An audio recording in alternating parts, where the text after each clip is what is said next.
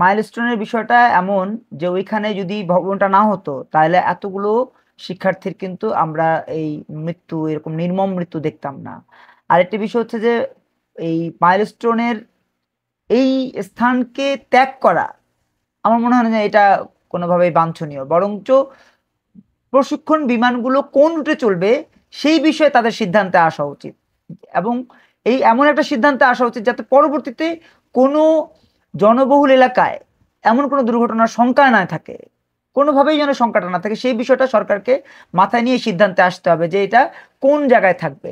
যদি তারা সেই সিদ্ধান্তে যায় সেক্ষেত্রে মাইলস্টোন স্কুল অ্যান্ড কলেজের এই ক্যাম্পাসটা কোনোভাবেই সরানো বা স্থানান্তর বা এটা নিয়ে কোনো ঝুঁকি এগুলো আর থাকবে না।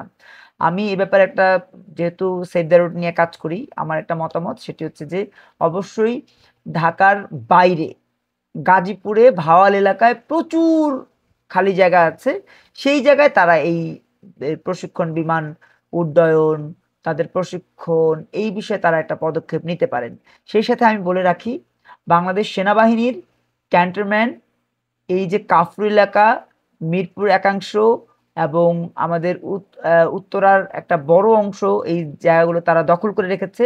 এই বড় অংশ আমি এই মুহূর্তে একুরেট আয়তন বলতে পারবো না, তবে আমার মনে হয় যে এই আয়তনটা যদি তারা ছেড়ে দিয়ে ভাওয়াল গাজীপুর এলাকায় চলে যায়, বাংলাদেশের মানুষ হাঁপ ছেড়ে বাঁচবে, বাংলাদেশের রাজধানী অনেকটা যানজট মুক্ত হবে।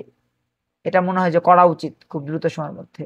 স্কুল কি অতি সত্বর খোলা উচিত হবে, বা সবাই তো ট্রমাটাইজ হয়ে আছে? স্কুল খোলা উচিত। স্কুল 15 দিন সময় নেই, 15 দিন বা 3 সপ্তাহ সময় নিলে 3 সপ্তাহ সময়ের মধ্যে যারা ট্রমাটাইজ পরিবার তারা তো আর স্কুলে আসছে না, ট্রমাটাইজ পরিবার তো স্কুলে আসার কোনো সুযোগ নাই বা তাদের আসার দরকারও নাই। আর শিক্ষার্থী যারা আসবে তাদেরকে এটা বোঝানো যে সত্যিকার অর্থেই এই দুর্ঘটনাটা একটা বিচ্ছিন্ন ঘটনা, কেননা এর আগে যতগুলো দুর্ঘটনা ঘটেছে কোনো দুর্ঘটনাই কিন্তু কোনো রকমের জনবহুল এলাকায় ঘটেনি। যেমন আমরা চট্টগ্রামে দেখেছি এটা সমুদ্রে পড়েছে, বা অন্য যে ঘটনাগুলো এগুলোও এরকম কোনো জনবহুল এলাকাতে পড়েনি। আমরা বাংলাদেশে প্রথম একজন নারী বৈমানিক ছিলেন, তার নাম হচ্ছে ফারিয়া। তিনি আমাদের দেশের বরেণ্য কথা শিল্পী, হাঙর নদী গ্রেনেড খ্যাত সেলিনা হোসেনের মেয়ে। তার দুর্ঘটনাটাও কিন্তু কোনো জনবহুল এলাকায় ঘটেনি। অতএব এই দুর্ঘটনাটা একটা বিচ্ছিন্ন ঘটনা, এটা প্রমাণ করে দেয়া যেতে পারে, বলা যেতে পারে শিক্ষার্থীদেরকে, এটা এই ব্যাপারে বলা যায়, বোঝানো যেতে পারে শিক্ষার্থীদেরকে, সেভাবে বুঝিয়ে 2 থেকে 3 সপ্তাহ সর্বোচ্চ সময় নিয়ে স্কুল খুলে দেওয়া উচিত, যাতে করে শিক্ষায় কোনো প্রভাব না পড়ে, শিক্ষার্থীদের উপরে কোনো প্রভাব না পড়ে। ওই জায়গায়